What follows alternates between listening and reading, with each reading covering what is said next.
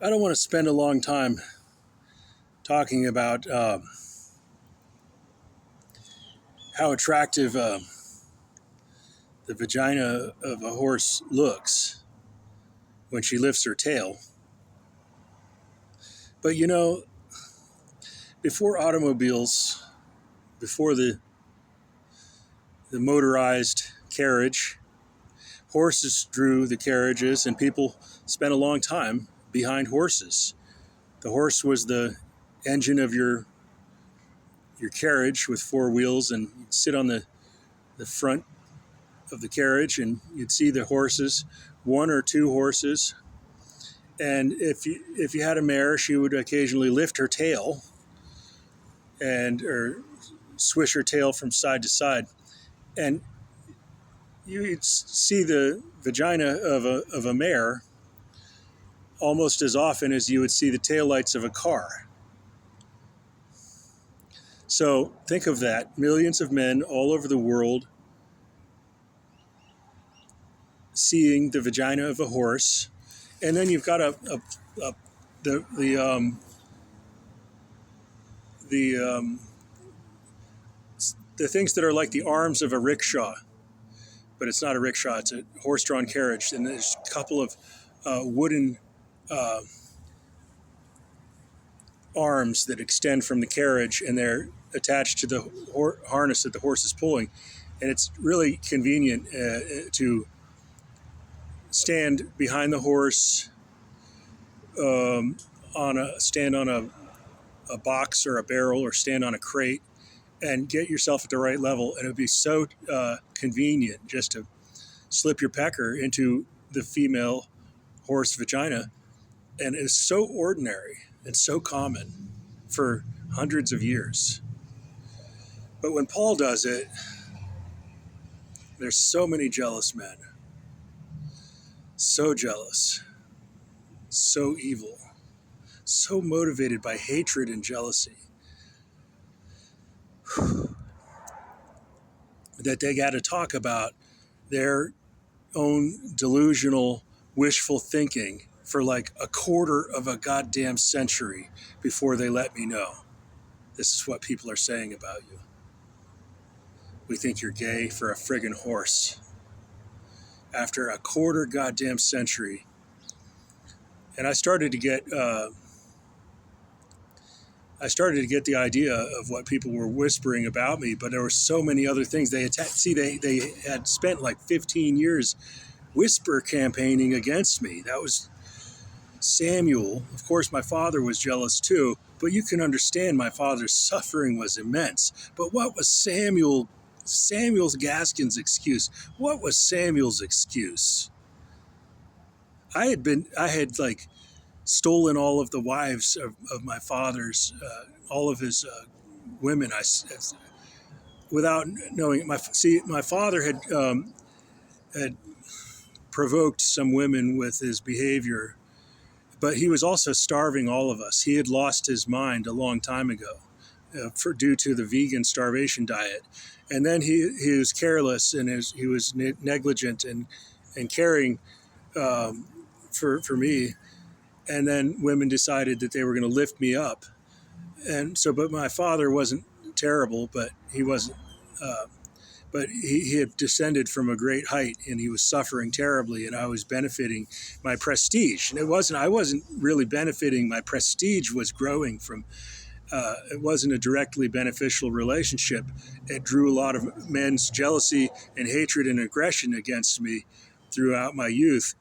I don't know when my first women who were my first breeding partners, I don't know when that began, but hypothetically it began before the age of 10, if it's possible, if using a season of steroids can cause an early change in the mode of the gonads of the testicles to begin producing live reproductive cells. And then after a sort of a rutting season, after that one season, restoring the normal state of the endocrine system to continue growing to adulthood. Because if you stay on testosterone at a young age, you stop growing vertically, and you'll just turn into a man at a very young age. hypothetically. So maybe then they restored my endocrine state to normal, and I continued to grow as a normal child, hypothetically. Or maybe they could have waited, and maybe they waited later until later. I don't know when it began. And these are the suggestions. But you can understand, my father was suffering a lot. And there was a lot of African American men who are aggressive and are costing the white society, the Caucasian society in America, that are suffering from a lot of African American men's aggression. But what is Samuel's excuse? So he was just jealous, and he didn't want to say, hey, Paul, people are talking about you. What were you doing out in that horse pasture at night? We know you were out there. What were you doing? And, he didn't want to do that. He wanted to say, let's all speculate. We better not talk to Paul about it. We better all just don't say anything to Paul, and we'll just talk about it. And we'll say, I think it probably didn't happen. We'll talk about it, and we'll say we love him anyway. Maybe that's true. Maybe that's what he's done. Maybe not. I doubt it. Well, maybe true. Maybe so. Maybe he did. We love him anyway. He was self-serving. He's an evil guy, and he deserves really to be violated by an entire zoo full of male animals. Samuel Gaskin is the worst parasite I've ever seen. I can understand my father's jealousy because he was suffering a lot, and not just suffering. He was hurt, wounded when he went to prison, and then I guess he comes out to find his wife is pregnant by another man. But even that other man, I think Samuel's father is Thomas Dotzler. Thomas Dotzler is not nearly as bad as Samuel. You know what? Samuel is interesting. He's uniquely, differently evil. If you compare him, I had this word in my mind a long time ago, and the word was, I sort of replaced the word mentally. I replaced the word tomorrow with the word tumilris. A weird idea. If I just said Tamilris instead of tomorrow. Tom, military, Russian. That's his political alignment. That's his origin from Eastern Europe. Thomas Dotzler, Russian military mentality. Tamilris. Okay, compare him, and he's a Caucasian, and he doesn't have African heritage. Now look at Samuel.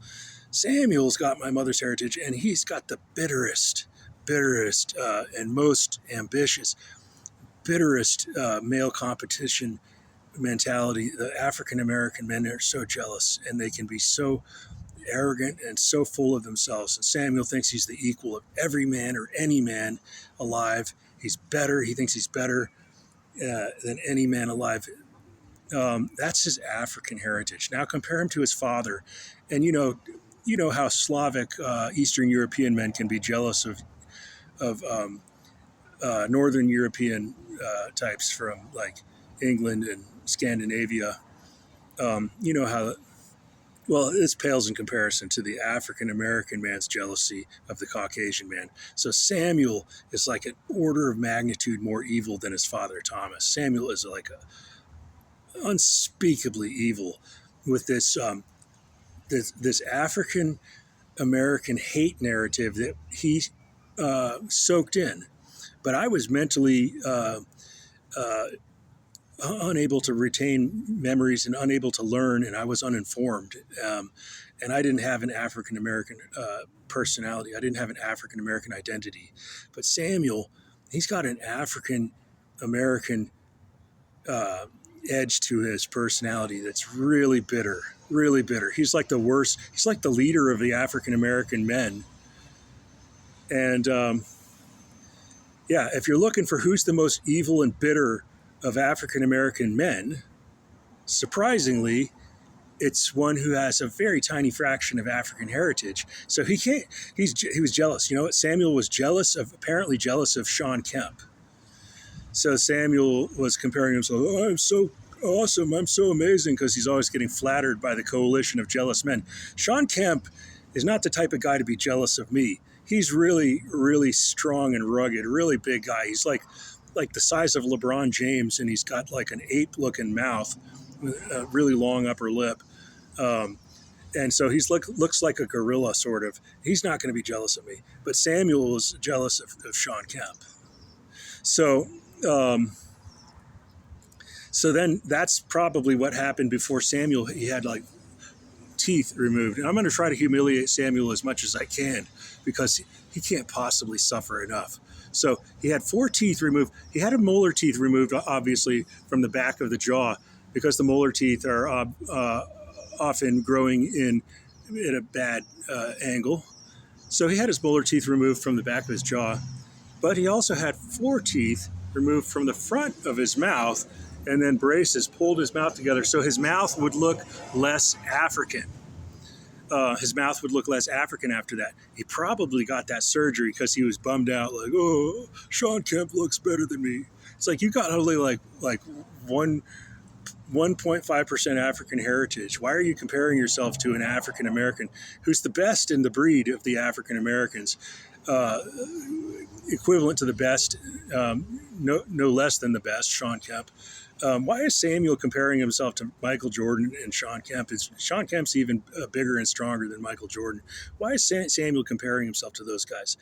See, I don't compete like as a physical athlete. I'm not like, I never was such a physical specimen, but I was the most perceptive of some sports, and only in basketball. I was the most perceptive of all aspects of the game. But I was never physically a great athlete. I never compared myself to, I mean, I was wishing it. I was delusional, and I was completely delusional and wishing like I could grow bigger. If only I could get some human growth hormone, grow a few more inches. Still, I'm not strong enough. My jaw's not big. My shoulders are not wide. And I wouldn't be that type of a big athletic specimen. It was delusional for me but I was never like Samuel, who's like, he's like, first he's like, I'm like Shawn Kemp. Oh, I'm like Shawn Kemp. And then African American men scoff at him, and then he goes, oh, then he's like, I'm gonna get some oral surgery so I look more white. Oh, I'm bummed out. Like that was that was more like being unrealistic. Now, he wasn't just delusional. He was delusional to some degree, but he was jealous. Well, he was comparing himself to the wrong men for the wrong reasons. See, I'm cognitive, and my intellectual achievements are great. Samuel, he's not an achiever. So anyway, apparently Samuel was comparing himself to Shawn Kemp. That's sort of embarrassing for Samuel because, Samuel's tiny little fraction of African genetics really didn't put him on par with a guy like Shawn Kemp. It's just crazy. So anyway, so Samuel was so jealous of me, he couldn't ask me or give me the benefit of the doubt. If they really believed it, it would be nice if they would say, look, if you're a contaminated queer, you're not going to get away with that, and you're gonna have to be out as a homosexual, avowed homosexual, dedicated homosexual, transgender, whatever. You're going to have to, but I went through so many years, but I didn't need that because I wasn't contaminated. But if I had been, and, the thing that proved to me that they were bluffing about all their disgusting bestiality fantasies, they were using to reinforce their argument that I had the opposite relationship with animals. It was with female animals. My relationship was with female animals, and they were there to bolster their argument that I had the opposite relationship with animals. They were also trying to say, oh, he probably did that a long time ago, or he probably had those attractions from a long time ago, or whatever. And so they've been trying to keep alive these narratives, extremely hateful and jealous. So Samuel's a parasite. And Samuel should actually be feminized, and he should be completely injected with estrogen until his voice changes, and then Samuel should get his booty. He should get his booty thumped by Shawn Kemp on camera. And what would we have to do to bribe Shawn Kemp to be willing to do that to Samuel? So anyway, I want to try to focus on something. I'm meandering all over the place in this video, but anyway, it's not a huge deal. If you think about all those years where hundreds of years without cars, without motorized cars, and everybody had horses, and men spent so much time as sitting in the coach of the carriage, a stagecoach or whatever. You're sitting on the platform and you're seeing those horse vaginas as when the horse lifts her tail. It's so ordinary, and for people to freak out about that was really stupid. And then I might have settled for the female dog after I had tried with the female horse. I got my pecker 1 inch into her vagina, but I was on my tippy toes. She was too tall, and then I was trying to find another miniature mare. Her name was Bobbin, and she had been seen wandering around. And I also was planning on trapping a horse inside of the barn, inside of the stall of a barn, so I could put a plank or stand on a bucket behind, or stand on something behind her while she couldn't go anywhere because she'd be trapped in the stall. So I tried to ride a horse, a mare that I had verified was a female. I got on her back and I tried to ride her, but I didn't have any reins. I was trying to ride her at night and bring her to the barn. Anyway, so then the weird thing that I did with the female dog, I'm going to make a video about that. It was about 15 seconds. I didn't even get a chance to get aroused. I thought I should do it because of who owns my asshole, me or some jealous men who want to make a claim. I said, I own my own asshole belongs to me, and I want female stimulation. Although I can't get any women right now, I will try with a female animal to try to reclaim my butthole from all of these evil, jealous men who are trying to claim my butthole. And so there was and that was after I had already jabbed her, the female dog. I had already jabbed her and ejaculated. I'm sorry to be graphic about it, but that's enough for this video. And I want to make a new video talking about men having sex acts with female animals, whether it's a shepherd and a female sheep, or a female goat, a shepherd with female goat or female sheep, or a shepherd with a shepherd of cattle. He might have sex with a cow, but cows are generally not as associated with being with a shepherd as the goat and the sheep. And whether it's a man with his female horse, it was very common. And men usually wouldn't settle for a dog because there were so many other options. But nevertheless, it was ordinary. It was so ordinary that people really had to